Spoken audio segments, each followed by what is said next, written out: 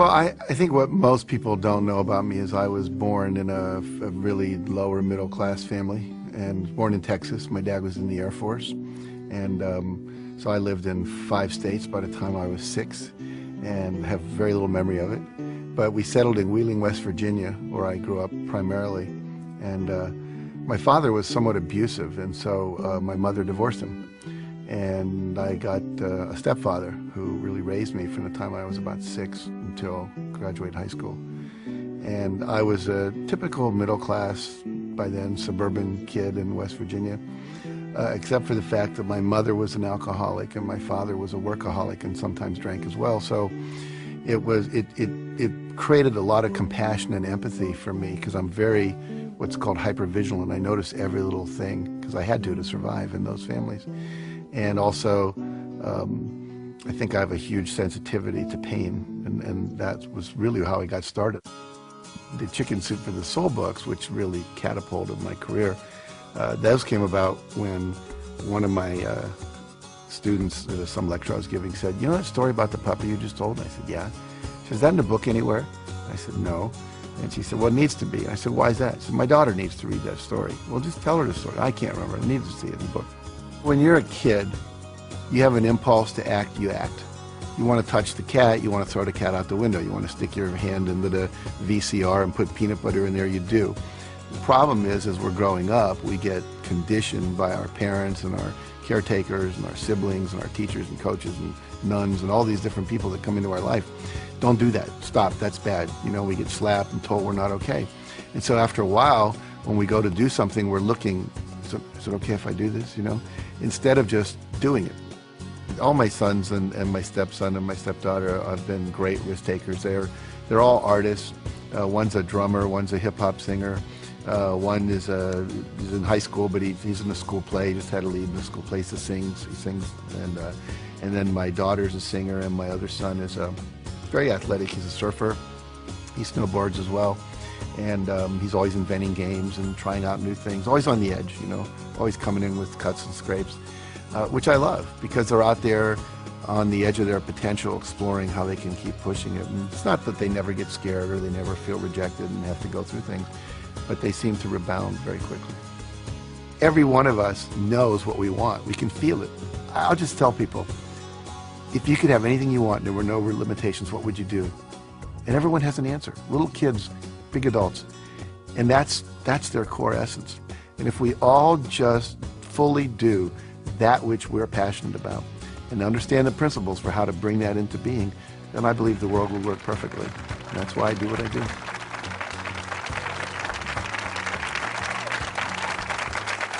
Thank you. Thank you very much. Well, it's a pleasure to be here and to share these ideas with you and really help you take your life to the next level, which is what we all want to do, or we wouldn't come out to these kind of events. I'm going to start by sharing with you a number of very important critical ideas. And the first one is this one. There's a friend of mine, his name is Orrin Hudson, and he was the Alabama State chess champion. And he grew up in the ghettos of Birmingham and became a chess champion. Then he was the #1 Cadillac dealer and became a professional speaker.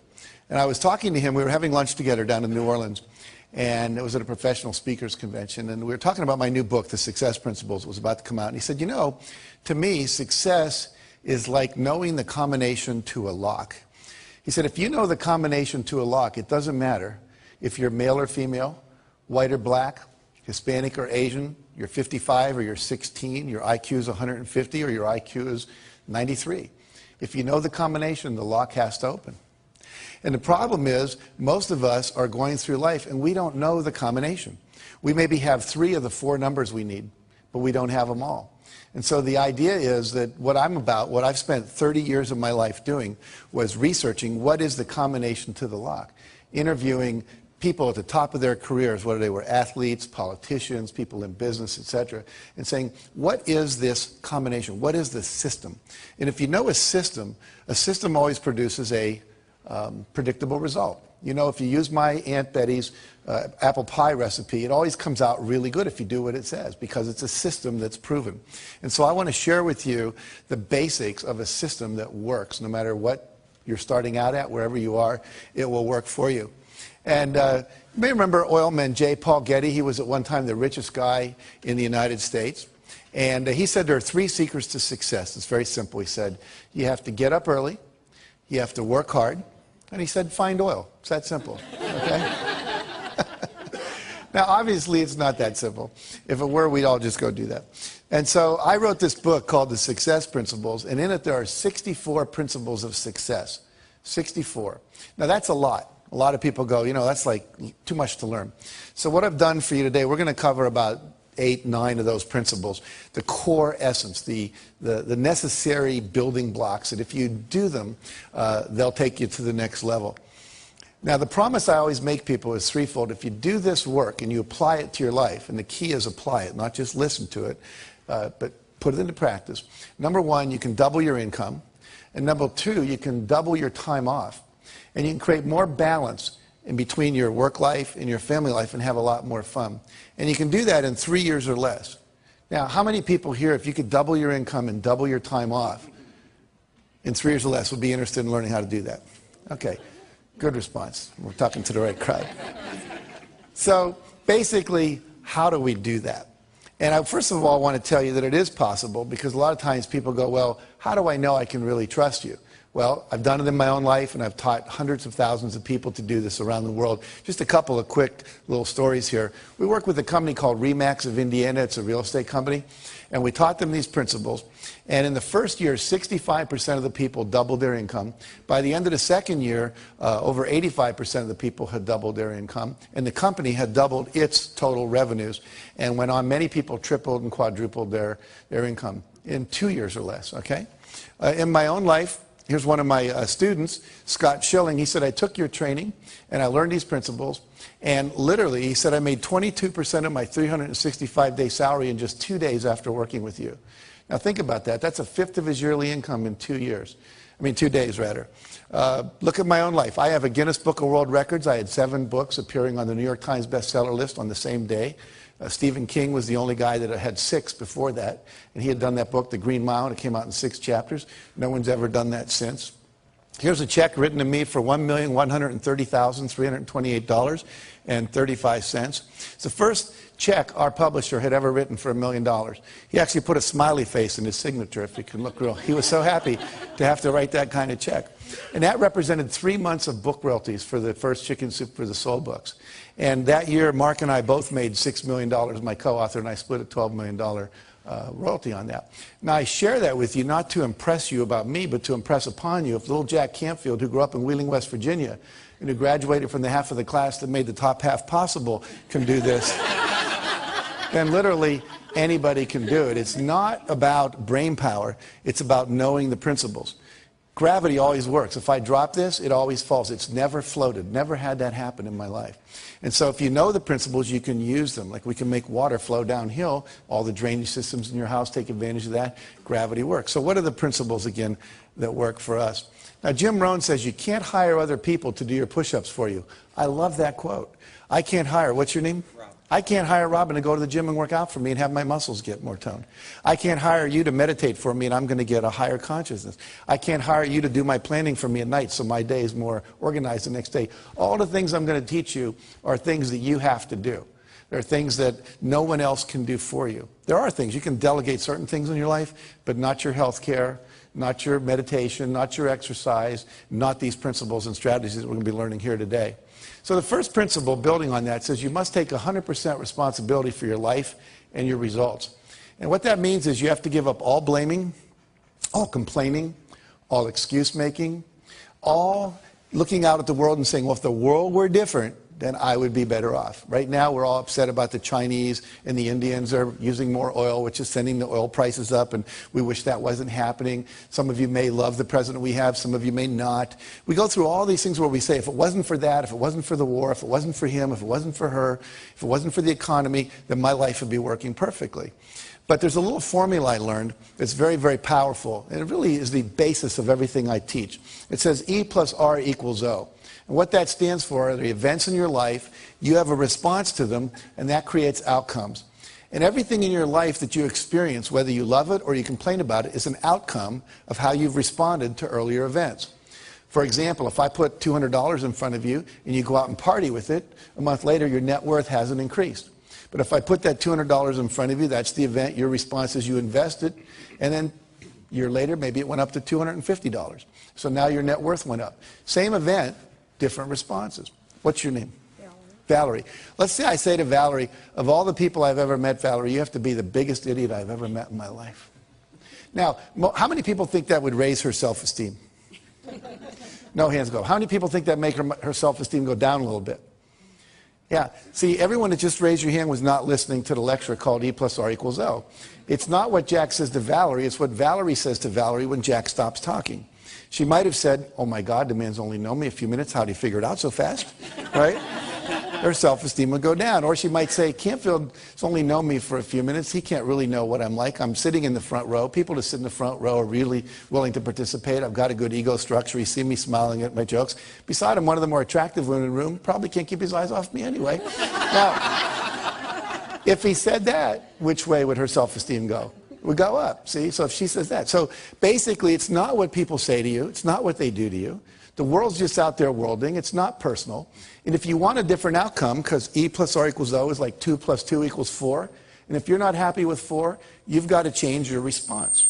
The word responsibility means you have the ability to change your response to something other than what you're currently doing. And if you would do that, you would get a different outcome. Does that make sense? Yeah. So basically, we are responsible to change our behavior until we get the outcomes we want. And that's kind of an experiment. You never know if something's going to work or not. Maybe you're distant from your spouse and you try a new communication technique you learn in a workshop and it works. You go, ah, great. Or maybe you try and it doesn't work. Well, there's just about 500 more you could try. You know, you could read Men Are From Mars, Women Are From Venus, Children Are From Hell, one of those books. And just kidding. But, you know, there's so much out there, so many good techniques. And unfortunately, most people don't experiment with trying on new ones. Life should be approached as a huge experiment. And you just keep experimenting until you get it right, okay? All right, we talked about that, so we'll go to this. E plus R equals O again. I want to give you a business example. A friend of mine during the first Gulf War was a Lexus dealer, and people stopped coming in to buy Lexuses. They were all watching CNN and CNBC and watching the war on TV. And plus, we were having a minor recession, so people were holding on to their discretionary income. So what happens was, he said to his staff, E plus R equals O. There's a war. People are watching TV. Our responses, we've been doing the same thing. Ads on the radio, ads in the newspaper, waiting for people to come in. Well, they're not coming in. We better do something different. We're not going to go out of business, but we're going to take a huge economic hit if we don't. So they tried 4 things, one of which worked, and I'll tell you what that was. They said, if the people aren't coming to us, let's take cars to where they are. Okay? So they would go out with 5 or 6 Lexuses, and they'd go to a party. What's your name, sir? Tom. They go up and say, Tom, what do you do for a living? You're an investment banker. How's the investment banking business doing these days? Great. Doing great. What's he eventually going to ask me? What do I do? And I'm going to say I'm a Lexus dealer. And then I would say, have you ever driven a Lexus? Yes. Yes. Did you like it? Loved it. Loved it. You know, we have a new LS400 outside, never been ridden by anyone. It's got the new Nakamichi sound system, quadraphonic sound. It's got the tilt-back mirrors. It's got the new seats that have the air that comes out that can keep you warm or keep you hot, depending on what you need. Would you like to take a little spin with me, see what it's like? Great. So we go and we take a little spin in the Lexus. Now you come back in. Let me ask you a question. How many of you have ever test driven a new luxury car and then got back in your old car? You know that feeling? You were really satisfied until then. Well, they ended up selling over 60% of the people they did that with a new car within 2 weeks. Because they didn't wait. They tried something different. And if you keep experimenting like that, you'll find the R that works, but you have to be willing to take a risk. And the reason most of us don't do that is we don't want to feel uncomfortable, because all new things require discomfort. I'd like you all to do this with me real quick. Fold your hands like this, and you can do this watching at home, in your hotel room, wherever you might be if you're watching this on a TV set. And notice which thumb is on top, your right or your left. And whatever that is, I'm going to ask you to unfold all your fingers and have the other thumb show up on top. Okay? Don't just move the thumb, but all the fingers are moving. Now, how does that feel? Uncomfortable? Awkward, strange, yucky, wrong, not me, right? Now, what does your body want to do? Go back. Wants to go back, so let it go back. How's that feel? Most of you said better. Tom over here went, oh, like, I'm me again, right? What happens is, literally in life, this is what stops most people from being successful. One of the things is that they would rather be comfortable than do what's required. Anytime you do something different, it's uncomfortable by its very nature. Now, most of you remember learning to drive a car. You were probably awkward. You know, you forgot to hit the clutch when you hit the brake. But after a couple months, you're there driving with your knee. You got a Big Mac in your left hand. You're breaking up a fight in the back seat with the kids with your right hand. No big deal. But you have to be willing to go through that awkward, uncomfortable stage. And most people, unfortunately, won't do that. And so they get locked in what we call their comfort zone. So what I want you to do is to realize that life is an experiment. You have lots of responses that are possible. And I'm going to teach you some of those new ones, perhaps, that you can apply to your success. So there's 3 kinds of responses. Number 1 is your behavior, what you do and say out loud. Number 2 is your thoughts. Number 3 is the images you hold in your head. Those are the only 3 things you have any control over in your life. What you say and do, the thoughts you think, and the imageries that you hold inside your head. So we're going to look at this whole area of thoughts for a minute. And I'm going to ask somebody to come up here and volunteer to do a little exercise with me. It'll take about 1 minute. So, okay, great. What's your name? Marianne, very good. Come on up, Marianne. And I'd like you to turn around and face the group. Now, are you right-handed or left-handed? Right-handed. Right-handed. Is your left arm okay? Any injuries going on here? Very good. So what I'm going to do is push down on your arm. I want you to push up, okay? So we'll see how strong you are. Very good. Now, you said your name was Marianne? Yes. So say, my name is Marianne, out loud. My name is Marianne. And then resist. That's a very funny last name. But let's, so my name is Marianne. My name is Marianne. And resist, good and strong. Now I want you to make up a name that's not yours. My name is Margaret. My name is Joe. Any name at all. And just say it, and then I'll test your arm. My name is Kathy. Say it one more time. My name is Kathy. And resist. What happened to your arm? It went down. Was it as strong? No. No. And my name is Marianne. Say that. My name is Marianne. And then say, my name is Kathy. My name is Kathy. And without any effort, it goes down. Now, see, when you lie, this whole set of muscles goes weak. Okay? Literally, the whole Michael Jackson trial could have taken about 1 minute. All right? And we would have known one way or the other. But see, the reality here is that your thoughts affect your physiology. We just saw that. The brain wasn't designed to lie. It was designed to perceive truth and organize truth and express truth. Then things work. Otherwise, you're called psychotic or you're called a liar and gets in trouble and so forth. So let's look at one of the lies we tell ourselves. I'd like you to think of something you always wanted to do, Marianne, that you didn't think you could. Like, I can't sing, I can't bowl, I can't skydive, I can't start a business and run a family. You know, anything at all that feels true for you. Okay. It would take me a minute. That's okay. I'm kind of confident. Okay. You got one? Mm-hmm. Okay, can you say it out loud? I can't swim in the ocean out too far. I can't swim in the ocean out too far. So say it again. I can't swim in the ocean out too far. And notice what happens to your arm. Now say, I can swim out in the ocean as far as I want. I can swim out in the ocean as far as I want. One more time. I can swim out in the ocean as far as I want. And resist. Notice what happens now. You're twice as strong. So what happens is when you say I can't, you actually weaken yourself. You weaken your resolve. You actually change your physiology, become less resourceful. You're less capable to actually do the thing you're saying I can't. So it becomes a self-fulfilling prophecy. Do 2 more quick things with me. Close your eyes and remember a failure experience in your life. You're not going to have to share it with anybody, just to yourself. But you set a goal and somehow it didn't work out. And when you can remember such a time, just nod your head. Okay. You got one? Okay, so I want you to visualize what you saw at the moment you knew it wasn't going to work. There's the pink slip, person slamming the door, whatever it is. And when you have that image, just imagine, just nod your head. Okay, and notice what happens to your arm. Now open your eyes. Did you eat any meals today? Yes. Name one thing you ate.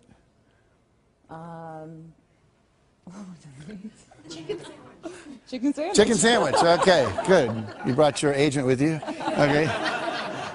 A friend. Yes. All right. So now close your eyes and remember a time when you had a success experience. You set a goal and you achieved it and you were really proud of yourself. You remember such a time? Mm-hmm. And vision what you saw then. Make a real clear picture in your head of what you saw when you knew it was a success. Okay. And resist. No, it's really good and strong. I want you to do one last thing with me, and then we'll talk about what all this means. I want you all to look up at her, look at Marianne, and I want you to think a negative judgmental thought about her. Just make one up. I don't like you, you're an idiot, whatever. Okay? And give her that look parents give their kids when they're disappointed in them. And I want you to resist with all your strength. And notice what happens to your arm. Can't do it. Now smile at her and send a positive thought. Wow, she volunteered in front of all these people to go up there with Jack. And resist. Can you feel the difference? Yes. So what happens here is when you say I can't, when you lie, when you focus on your failures instead of your successes, and when you surround yourself with people who are judgmental rather than encouraging and empowering, it actually has a physical effect on you. So that's how powerful thoughts are. We see that our thoughts affect us and other people's thoughts affect us.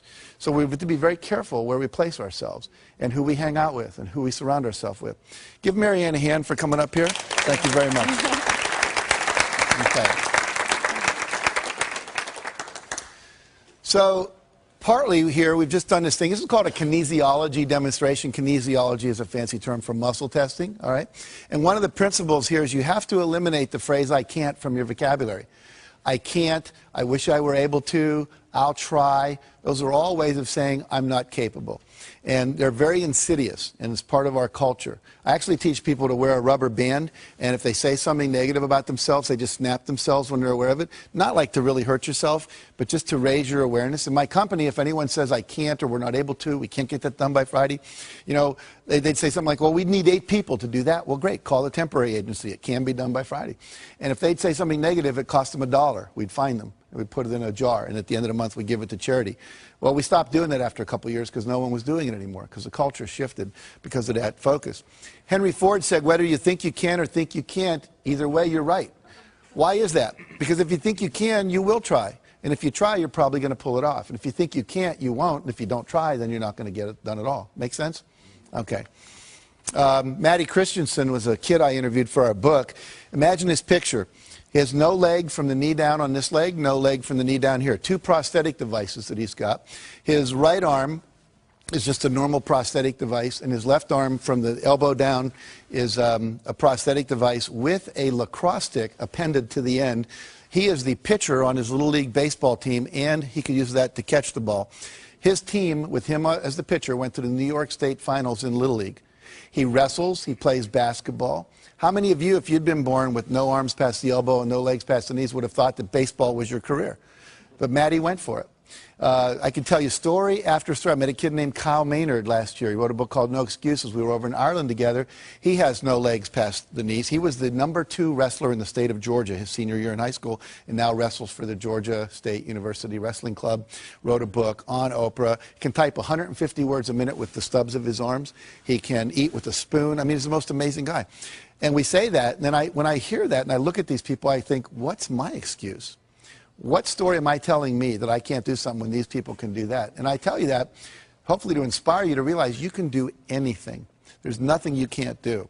And all those people that are out there that are doing anything that you go, wow, that's great, is just a model for you that says this is possible. And if they can do it, I can do it. He said to me when I was interviewing him, he said, you have to give up all of your excuses. He said, you have to become solution-oriented. You have to move in such a way that you're always solving a problem. He said it was just a problem to be solved because he was so passionate about what it is that he wanted to do. Some of you have seen Tony Robbins on television, and he tells a wonderful story that we put in our first Chicken Soup for the Soul book of being in New York. He sent his staff out. He said, I want you to go find a van because I want to take some food, put it in some baskets, about 30 baskets of food, and we'll go give it to the homeless people up in Harlem. So they went out to rent a van. He came back a couple hours later from some radio interviews. There was no van. He said, where's the van? He said, Tony, there are no vans for rent in New York. They're all being used. It was Thanksgiving weekend. They'd all been rented up. He says, well, why didn't you just go get one from someone else? I said, Tony, people own them. They're using them. He says, come on. And they went out on the street, and the first van that came by, Tony jumped out in front of it like this and started going like that. Now, Tony must be, I don't know, 7 foot, 8, 10, whatever. He's big. And he said, I learned something about New Yorkers that day. He says, they don't stop. They speed up. So he said that strategy wasn't working. E plus R equals O. We need a different response. So they went to where the cars had to stop, called a traffic light. And then he'd knock on the window, and they'd roll it down, and he'd say, hi, I'm Tony Robbins. You may know me from TV. But even if you don't, what we're trying to do is rent a van, and find a van. We're glad to pay you to rent it. And we'd like to just get some food and drive it up to Harlem and give it to some homeless people. And they would all say, I don't want to go to Harlem. It might not be safe up there. And so this went on for a half hour. And finally, Tony's staff said, Tony, give it up. It's never going to happen. We're not going to get a van. Let's go eat dinner. And Tony said, that's a terrible attitude. We are going to get a van. It's just a numbers game. Well, another half hour went by. And Tony knocked on the window of this one van. And the window went down and told him a story. And the guy said, jump in. And as he jumped in, the driver reached over and picked the hat up off the seat that Tony was about to sit in, the passenger seat, put it on his head. It said Salvation Army. Turns out the guy was the head of the Salvation Army, Captain John Runnan, for all of New York City. And they went and they bought the food, and he said, look, there's a worse place even than Harlem. It's called the South Bronx. Let's go there. And so they went and took 30 baskets of food to people living in these, literally abandoned houses. And he said, we lifted a lot of lives. He said, but more importantly, I raised the consciousness of my staff that day, and they realized there's always a van in New York City. But let's look at what some of the principles are of success that are contained in that story. Number one, Tony had a clear intention. You must know exactly what it is you want. You have to have a goal. You have to have a vision. Number two, he had a positive expectation. He fully expected to get it. Pete Rose, the great baseball player, said, he was interviewed once, he said, when you go up to bat, how often do you expect to get a hit? He said, every time. He said, if I'm not expecting to get a hit, I shouldn't be standing there. And you don't always hit it, but you're going to come from that expectation level. He never gave up because he fully expected the result was going to happen. It was just a matter of time. Number three, he took action. Because a lot of times you have great ideas. I was just here today, a guy was talking about, we were talking about horseback riding, and he said, it'd be neat if they made those gel things they put in the feet to put on the saddle of horses, because your butt gets sore when you ride a horse. And I said, that's a great idea, and he just passed it off. I said, no, you ought to do something about that. How many times have you had a great idea, didn't do anything about it, and then a year later someone did something about it, made a lot of money, got the promotion, etc. So when you have the idea, the inspiration to act, it's time. Act. And you don't have to know it perfectly. You can drive from here to California, wherever you might be, assuming you're not in Hawaii, by going west. And what happens is that you don't have to see the whole route. You only need to see 200 yards ahead of you. At night, you can drive just with your headlights, and the headlights keep moving with you. And your goal in life is to get in the game. You don't have to see the whole blueprint. You just have to see the next steps, the next steps, the next steps. And if you keep taking the next steps, eventually you get to where you want to go. Does that make sense? And then he persevered. He never gave up. Some people give up too soon. We were rejected by 144 publishers when we did Chicken Soup for the Soul. Most people don't know that. What if we'd have stopped after 100? Said, well, this isn't going to happen. I wouldn't be standing here talking to you today. We just kept on going until we got the result. It took us a year and a half to sell that book, but we sold it. Now, the last thing is called law of attraction. We believe that when you are vibrating at the level of 100% expectancy that you're going to get something, it's already a done deal. Piece of cake, no big deal. We're going to win this thing. We're going to get that contract. I'm going to make this thing happen. Then what happens is the universe literally responds. And we're going to talk about this a little more later. Now, who is the most perfect guy to come in a van for Tony? Could anyone be more perfect than the head of the Salvation Army who knew all the places in New York and was committed to doing this? Well, they had to wait for an hour because he wasn't there yet. See? So sometimes when you're doing this, you're putting on it the vision of this should happen by this date. It's okay to set goals like that, but sometimes it takes a week longer, a year longer, whatever. But law of attraction says if you'll just hold the expectancy, like attracts like, if you say, I want to be a millionaire, but I don't know anyone that would ever teach me how to do that, or I want to buy a car, but I don't have any money, then what you're doing is saying, it's like calling up Domino's Pizza and saying, send me a pizza, then calling them up a minute later and saying, never mind.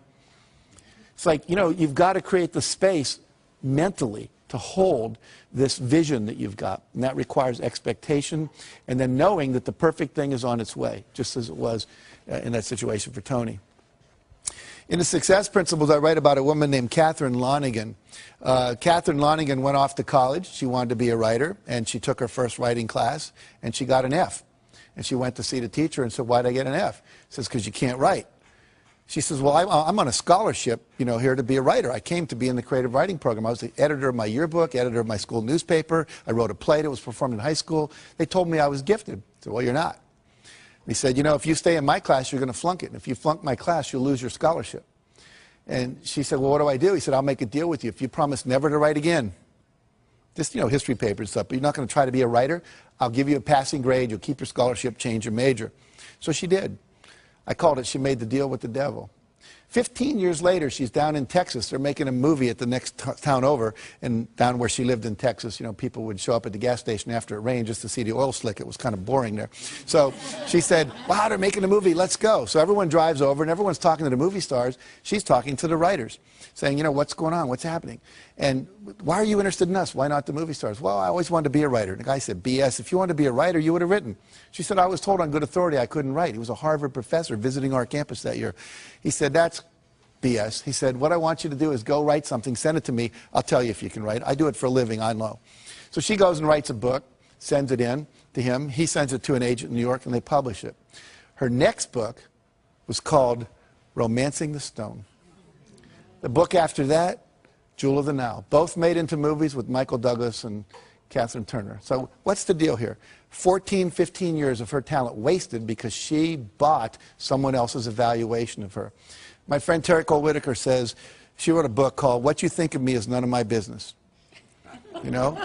Do not let other people's evaluations of you control you, okay? It's just an E. Your response is, thank you very much. You keep pursuing your passionate dream, okay? Now, another principle is you've got to drop out of the Ain't It Awful Club. What does that mean? It means you have to surround yourself with positive people. We saw when Miriam's arm went down up here when you all did negative thoughts about her. And how many of you, think about this, where do you spend your time? Is it with positive people or is it with negative people? You have to be very careful about where you put yourself. Jim Rohn said, again, you're the average of the 5 people you spend the most time with. Who do you spend the most time with? They're a mirror back to you at what level your life is actualizing at. If your friends are victims and their lives aren't working and their marriages don't work and they're not making money, that's a reflection back. If you're working out with people and hanging out with people that are at a higher level, then that's a reflection back. And what I teach people is always try to get with the people that are the next level up. You're making $50,000 a year, you want to make $100,000, find some people making $100,000, spend some time with them, however you have to do that. You know, if you want to be more spiritual, go to some spiritual retreats where spiritual people hang out. Get in their space, learn what they do, how they think, etc. We had a story in the second helping of Chicken Soup for the Soul. Carl Coleman's driving to work when his car collides with another woman's car, and they get out, and she's crying, and he's like relieved. This is a minor fender bender. Why are you crying? She said, you don't understand. This is a brand new car, 3 days from the showroom. How am I going to explain this to my husband? He said, well, I'm really sorry about that, but we need to get your registration, your driver's license, your insurance record, so we can, you know, exchange that data so we can file our accident reports. So she goes into the glove compartment of her car, opens up the manila envelope and everything's in, and on top of that there's a message written in handwriting by her husband, and it said, in case of accident, remember honey, it's you I love, not the car. See, the women all go, oh. The men are thinking, yeah, right, I don't know about that.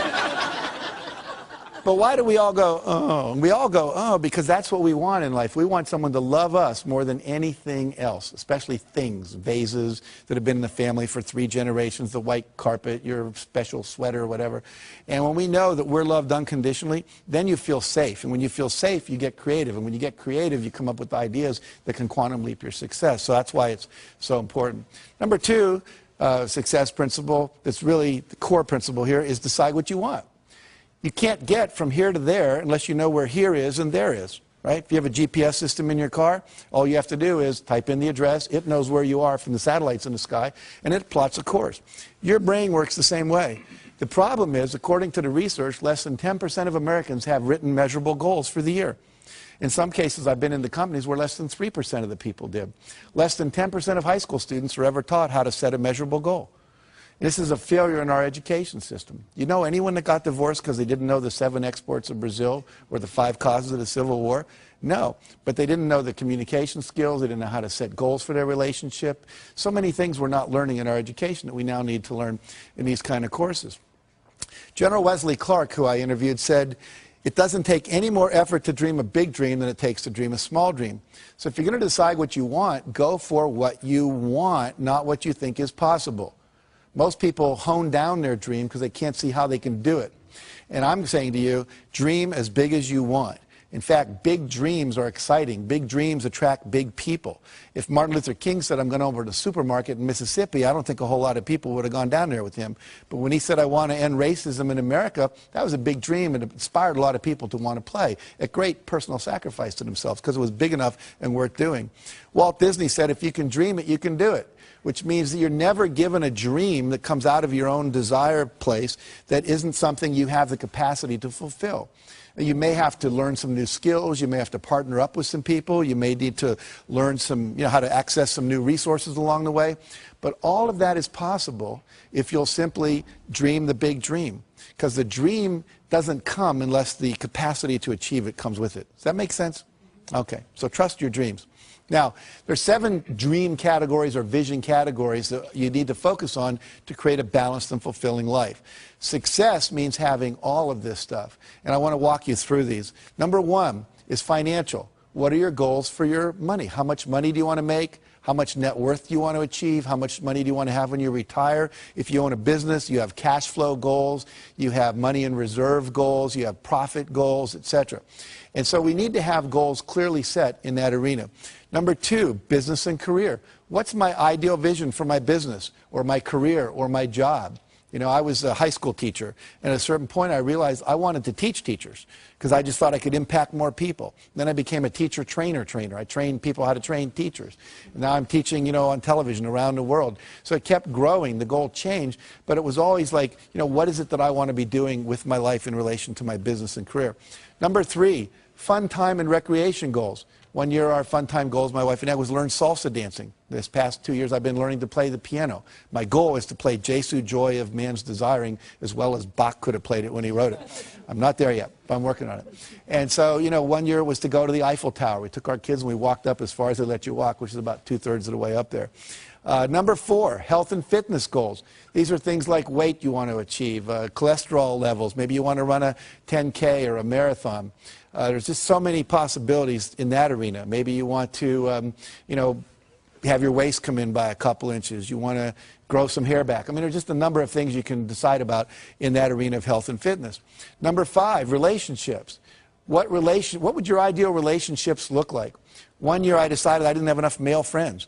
So I created this thing called Boys Day Out. I'd read this article about Kenny Rogers, the singer, and he brought all these athletes down to his ranch in Virginia, and they would spend a week playing all these different games, tennis and soccer and basketball, and I thought, well, I can't do that, but a day a month would be cool. So I asked a bunch of guys that had control of their schedule, lawyers and psychiatrists and people like that, and we created this day, and we would do guy things. We'd pitch pennies, throw baseball cards, play soccer, go to the racetrack, do ice hockey, broom ball. I mean, you name it, we attempted to do it. And it was really a lot of fun. And all of a sudden, I had the guy energy that I needed in my life. Instead of just complaining about not having it, I said, what's my goal? I want this many men friends, and I set out to create it. Number 6 is personal. And this is just things you want to do because you want to do them. You want to write a letter and get it published in the newspaper. You always wanted to act in a play, just, you know, because you thought it'd be cool, or record a song. Or this could be where your personal growth goals, your spiritual growth goals are. You know, you want to reach enlightenment before you die, learn to meditate, you know, get to know a closer walk with God. Whatever it is for you, that's that arena. And finally, contribution and legacy. What is it that you want to leave to the world? What's your vision of your contribution that you leave behind? You know, we've planted over 1 million trees through our work we do. We've given over $3.5 million in the last couple of years to all kinds of charities, limbs for kids that have lost them, child abuse prevention, so forth and so on. So we picked 5 or 6 areas. We said, we want to make a difference there. Habitat for Humanity, we built some houses and so forth. So what is it you want to do? Pick one thing in your vision and go for it. Now, if you had success in all these arenas of your life would be balanced, your life would be fulfilling. And here's the neat thing. Nobody can tell you what you should want in any of those areas. It's what you want, not what your mother, your wife, your pastor or anyone else says you ought to have, but what do you really want to achieve in your vision? And I usually ask people to look 5, 6 years out about that. You can look farther if you want. And then to write down, you know, all the details, like you're putting in a purchase order to God, okay? All right. Create a breakthrough goal. This is a thing you want to do where you create a goal that's going to quantum leap your career. So something that if you like wrote a best-selling book, that would be a quantum leap goal. Had your own radio show, that'd be a quantum leap goal. Opened up China as a market, that would be a quantum leap goal. And it's a goal that would not be like a 5-yard play, but like a 50-yard pass play on the first down. And so what you're going to do is set that goal. And here's some examples of past clients of mine. Create a $10 million revenue stream through internet sales. Create my own 30-minute talk show. Get our product sold on QVC. Secure a $10 million line of credit for their company. Teach a weekly holistic health class for the public. And become a wellness coach for a major corporation instead of continuing being a doctor on call all day. And what you do is with your breakthrough goal, once you've decided what that is, you do something we call the rule of 5. Write your goal on your business card and carry it like I carry mine in my wallet at all times. And then once you've done that, every day you're going to do, this for this year, it says, I'm joyfully celebrating 15,000 people having completed the Canfield Success Principles coaching programs. What that allows me to do is have you all get value without me having to leave my house, see? And that's a breakthrough for me, so I could travel less, be home more, etc. And with the breakthrough goal, we say the rule of 5. That means every day you do 5 specific concrete actions to move that goal forward. You're not going to do that in all 7 arenas of your life. It's just too time consuming. But if I wanted to be a best-selling author, then maybe I write for so many minutes, I do some interviews each day. When we brought out Chicken Soup for the Soul, we sent out 5 free books every day to people that could promote that book. One day we couldn't think of anyone to send it to. We sent it to the O.J. Simpson jury, and we gave them each a book. And about 5 days later, they're all walking into court carrying Chicken Soup for the Soul. And the cameras were all going, made national news. And so if you just do something every day toward that goal, there's something called the law of probabilities, which says the more things you try, the more likely one of them will work. They may not all work, but if you only try 2 things, the law of probabilities is not on your side. Try 100 things, one of them is likely to hit. Does that make sense? Okay, good. Mentioned we did that. In this book, which was rejected by, what? I told you, over 144 publishers, went on to sell 10 million copies in 41 languages because we did 5 things every day. We did not hit a bestseller list until 14 months after the book came out. 14 months. And most people would never sustain it that long. And it was kind of like the universe tests us, I think. How committed are you? How badly do you really want this? And if you go for it and do the rule of 5.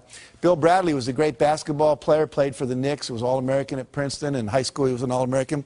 Every day, he'd find 5 spots on the basketball court, and he would have to shoot 15 in a row before he would go in.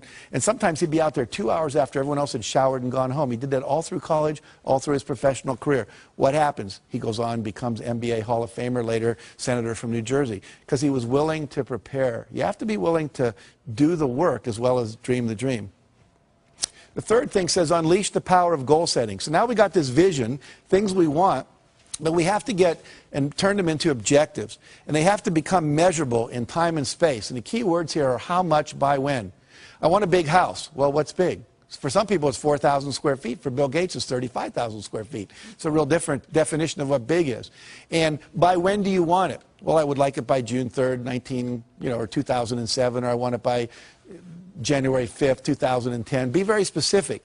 Now, we said it may not show up exactly then, but the more specific you are, your brain will figure out what has to happen to get it to happen in that time frame. So here a person says, I'd like to increase my income. They're better off if they say, I will earn $200,000 by 5 p.m. December 31st. I'd like to spend more time with my husband. Well, I will take 3 long weekend vacations and 1 2-week vacation with my husband by November 30th at 5 p.m. Much more specific. Now the brain knows what to do, okay? I'd like to spend more time with my wife. I'll take ballroom dancing lessons with my wife for 12 weeks from September 21st to December 21st. As soon as we get specific, there's a part of your brain that starts calculating what to do. If you call a travel agent and say, want to go on a trip, what's the first thing they ask you? Where do you want to go and when do you want to go there? And until you tell them that, you're stuck. And your brain works the exact same way, that little GPS system. I'm going to lose weight and get fit. Needs to be, I'll weigh 190 pounds or 140 pounds by a certain date. Make sense? Again, less than 10% of Americans do this. And guess what? 10% of Americans own 90% of America. And guess what? They're the same people because they're clear about what they wanted, clear intention. All right. Next area is images. We now know that your body cannot tell the difference between a real event and an imagined event. Okay? If I were to have you close your eyes and imagine you were standing in the middle of a very small terrace on top of the tallest skyscraper in the world, you'd start to have queasy stomach and your hands would sweat because your body would really think it was there, even though you were safe in this room. Now, we can use that principle to our advantage to create success by using this power of visualization. And here's an example. One basketball team at Ohio State University, they took and they said, we want 1/3 of you, they all had equal foul shooting records, to not touch a basketball for 30 days. The other third, we want you to go out and practice basketball every day for a minimum of a half hour, preferably an hour, shooting foul shots for 30 days. And the third group, they said, we just want you to close your eyes and visualize shooting foul shots. Don't touch a basketball for 30 days. And guess what? First group, as you'd imagine, showed no improvement. Second group, practicing for 30 days, they get 24% improvement. And the third group that only did it in their mind got 23% improvement when they brought them back to the court and had them practice. So what happens here? I wish there would have been a fourth group, right? Practice and visualize. We'd have probably got up in the 30 or 40% improvement level. But what this tells us is simply by visualizing your goal is already completed, by seeing it nothing but net every time, the body starts to respond and adjust itself to create the result. So one of the great success techniques is people that are super successful are often called visionaries, and the reason is they close their eyes and they see the future. You create your future by envisioning it, okay? And I recommend you do that every day at least twice, once in the morning when you get up and once before you go to bed. They did a study at NASA where they took astronauts and they had them wear concave lens goggles, which meant you see the world upside down. Imagine trying to negotiate relationship with me and I'm hanging from the ceiling and my right's my left. It'd be pretty complicated. These goggles had no peripheral vision and they had to wear them 24 hours a day for 30 days. What they were expecting was to see if they'd get nauseous, become hostile, lose sleep, to see how they'd handle disorientation in outer space. What they hadn't predicted was that about 25 to 30 days into it, every one of the astronauts, their brain flipped the image right side up again. They're still getting upside down input, but they created new neural pathways. And they came out of this, the psychologists came up with something they call a 30-day principle. And what the 30-day principle says is that if you want to change a behavior, change a habit, anything at all, you must, in fact, do it for 30 days. Uninterrupted, because they tried a subsequent experiment where they had half the astronauts take their goggles off on day 15, keep them off for one day, put them back on again. Took another 25 to 30 days before they flipped them right side up again. So we know that it's current, contiguous, everyday repetition. This is why most New Year's resolutions don't work. It's why most corporate change programs don't work. It's why most of our school programs don't work. There's not that 30-day uninterrupted. This is why basic training in the Marine Corps does work. Because they got you down there for 6 weeks, and they're not letting you out of their sights, and you're in a context that's held tight for that 6-week period.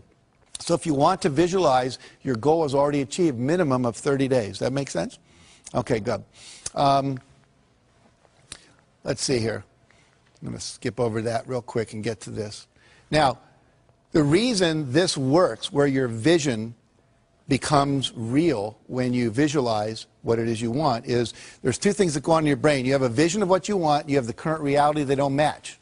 Okay? And what we want to do is purposely create that. It's what advertisers do. Imagine yourself in the new car. It's like the guy getting out of the Lexus we talked about earlier, getting in his old car.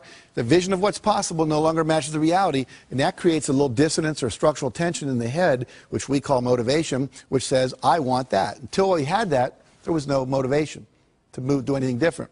Any of you women ever experienced visiting a friend with a new kitchen, and then you come home to your old kitchen, and they've got all the new granite and the new appliances and everything's cool? Your kitchen was fine until then. So we want to purposely do that to your brain to motivate you. So you envision the thing you want, your goals and your vision.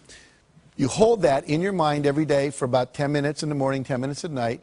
If you have 10 goals, you can cycle through them. I put mine on 3x5 cards, read them, and I close my eyes, see the vision as if it's already accomplished, see the car I want, the program happening in Singapore that we're doing, whatever. Then I go to the next one. I just keep cycling through the cards until I go through all of them. What happens then is you get a perceptual shift. You start to see things in your environment that were always there that can help you never saw before. You get expanded creativity. You start noticing that the things that you want, you wake up in the middle of the night, you're in a shower, you start going, oh, that's how we could do it, that's how we could do it, that's how we could do it, that's how we could do it.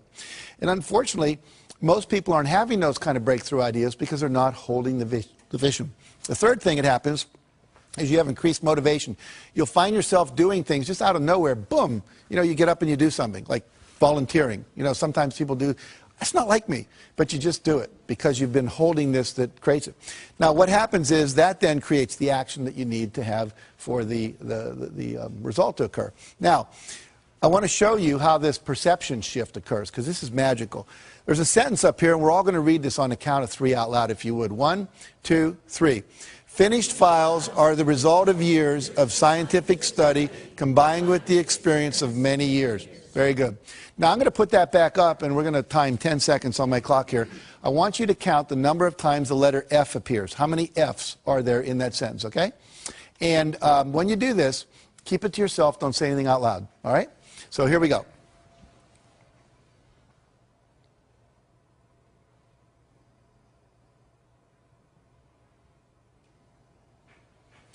Okay.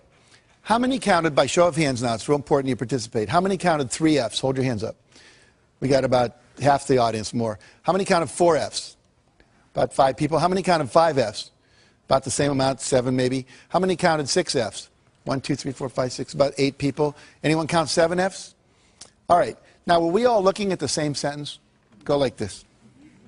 And yet some people saw 3 Fs, some people saw 4, some people saw 5, and some people saw 6. Let's look to see what the real objective reality is up there. There are 3 Fs that I'm sure most of you saw, correct? But there's also 3 more. There are 6 Fs in that sentence. Now, do you think that Bill Gates and Michael Dell and Steven Spielberg and George Lucas see more Fs out in the world than most of us do? Yeah, these are resources. These are possibilities. These are options. These are people that can invest. These are people that can give a good hug. When you visualize what it is you want, it opens up your perceptual filter to let in more information. Right now, you're not aware of what you're feeling in your right foot, but as soon as I say it, you can all feel it. It was getting filtered out by a part of your brain called the reticular system. You are filtering out resources and solutions to your problems all day long. And the only reason you're filtering them out is because you've not had an image in your head that you are going to solve those problems and get those results. Once you do that, it programs this part of your brain called the reticular activating system to open up and let in more resources, to let you see. You'll only see enough to match your vision. If you think you're a $100,000 a year person, you're going to see just enough to make you $100,000 a year. If you think you're a $300,000 a year person, you're going to see just enough to do that. Your perception is controlled by your beliefs and your goals, okay? So it's critical that we change all that. Now, let me give you just a couple more principles. I'm going to kind of speed through these like the last 500 years of European history, you know, when the last lecture you had in college. But I want you to get the whole model here because it's important. So we've got a vision. We've taken 100% responsibility. We've got some goals now. We've made them measurable, okay? We're now visualizing those goals every day. The next thing that needs to happen, I'm going to demonstrate by giving away something here. See if I can find it right here. Okay, I have a book here. It's my book. It's called The Success Principles. And I've sweetened this by putting as a bookmark a $100 bill. Okay, that's real money. And I'm going to give this away to someone here in the audience to illustrate the next principle. Who would like this? Okay. Marianne, good job. Now, what did only 5 people in this whole room do that no one else did? They got off their butt and they took action. And so the next principle is you must take action. When you start visualizing your goals and this GPS system comes in, you're going to start getting little roadmaps, and we call them inspired actions. You're going to start getting inspirations to act. You must act on them. I've had people, sometimes nobody gets out of the audience, and then I'll ask them, how many of you thought maybe what you ought to do is get out of the audience? And like half the hands go up. I'll say, what stopped you? I didn't want to look like I needed it that much. I didn't want to get up there and have me be wrong and look foolish, you know. I didn't want to like get there second. I thought maybe you weren't really going to do it. I'd look like an idiot, you know, whatever. They have all kinds of excuses. Those are the same excuses they use in their life not to take action on their dreams. So you must take action. But here's the problem, or the challenge. Not every action is going to work. Goes back to E plus R equals O. We have to experiment, right? So if not every action is going to work, you have to take action, and then you have to assess, did it work? And here's the next principle. Ask for and respond to feedback. Ask for and respond to feedback. Let's say that I was married here. What's your name again? Valerie. Valerie, yeah. So Valerie and I were married, right? And what I would do every week if we were husband and wife is I would ask her, on a scale of 1 to 10, how would you rate the quality of our relationship? Anything less than a 10 gets a follow-up question. What would it take to make it a 10? If we were in business and I was a vendor and you were a client, I'd say on a scale of 1 to 10, how would you rate the quality of our product or the quality of our service or the quality of our delivery? And anything less than a 10 gets a follow-up question. What would it take to make it a 10? That gives me directive feedback on how to improve. Why don't most people ask that question in life? Anyone know?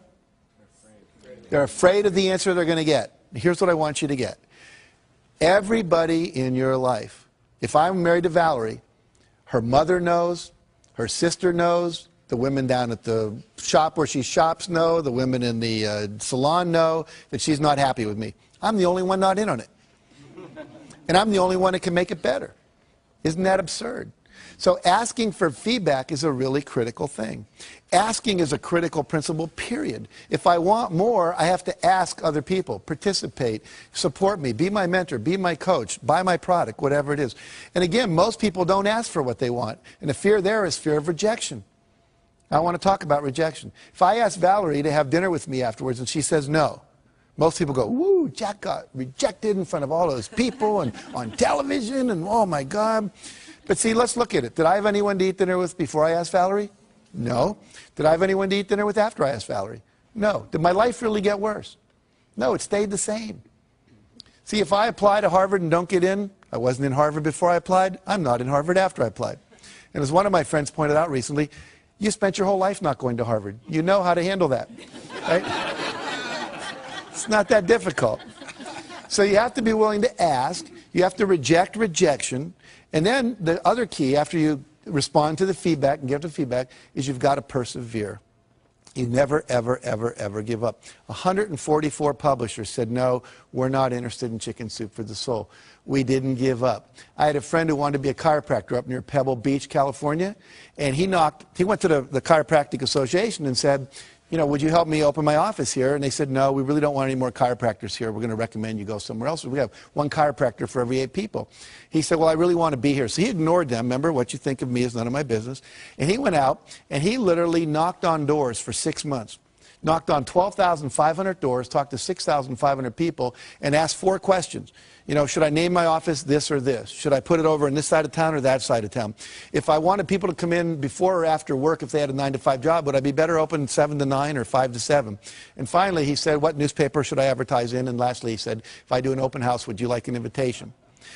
6 months later, he opened his office. His first month in practice, young kid, still in his 20s, out of chiropractic school, made $72,500 net profit. He netted over $1 million that year.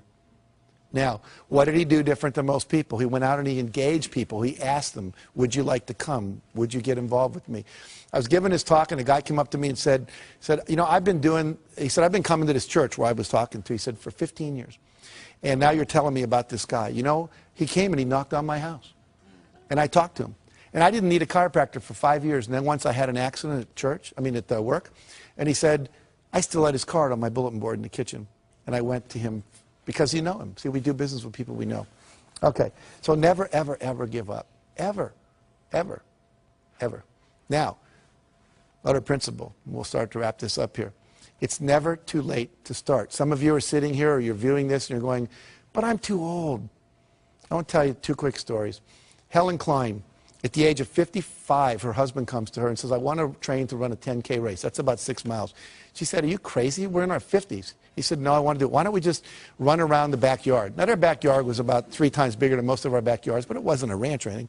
They ran around, and they just dropped dead almost at the porch in the back.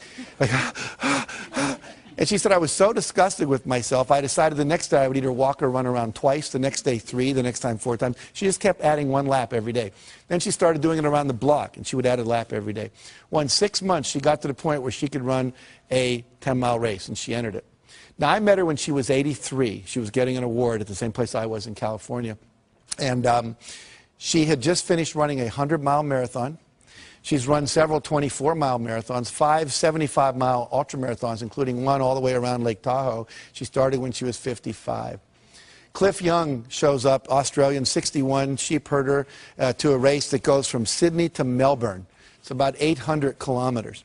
He's not wearing Nikes. He doesn't have on Pumas. He's not wearing the latest running gear. All these world-class athletes are there. He's wearing Oshkosh overalls over a T-shirt with a baseball cap, work boots, and galoshes.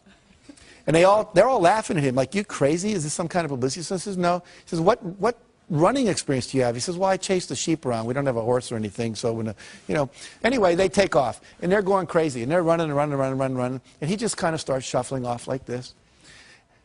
That night, all the other runners went to sleep. You're supposed to run 18 hours and sleep 6. Well, no one told Cliff that you were supposed to sleep. So he didn't know. So because he didn't know, he didn't do it. He said, I've stayed up many nights chasing my sheep around and make sure they didn't get in trouble. So he's running, and he runs right by him, and because he runs right by him, no one tells him to stop because they're all asleep. He cut 5.5 hours off the world record for that race. Okay? So here's the deal. Doesn't matter how old you are. And the other thing important in that story is the less you know about how you should be and you just go for what you want. See, most of us, we have all these beliefs that are limiting us.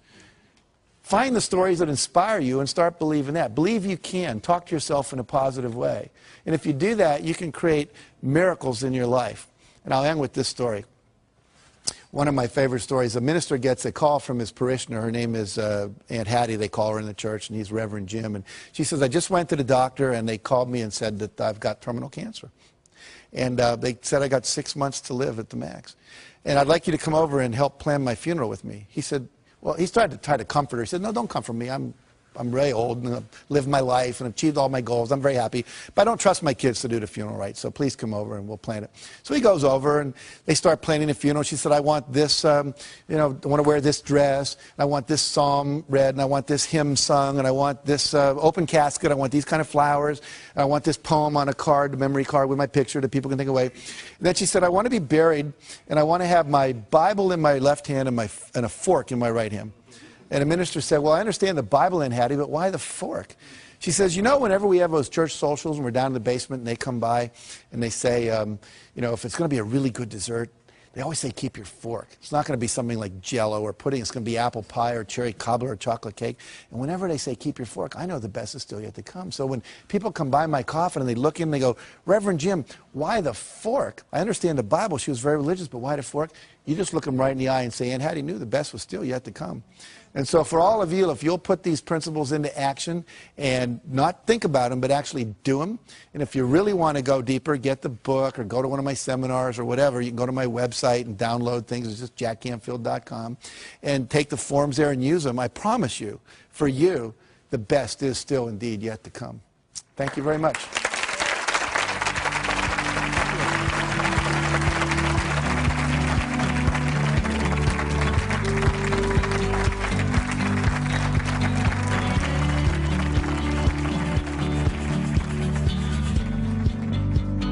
You've got goals.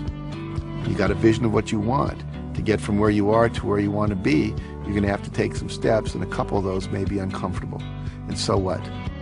You can either sit there and justify where you are and rationalize, and I love the word rationalize, they're rational lies to justify your current reality, or you can do what's necessary to create what you want. And the people that create what they want tend to be happier, tend to be more fulfilled.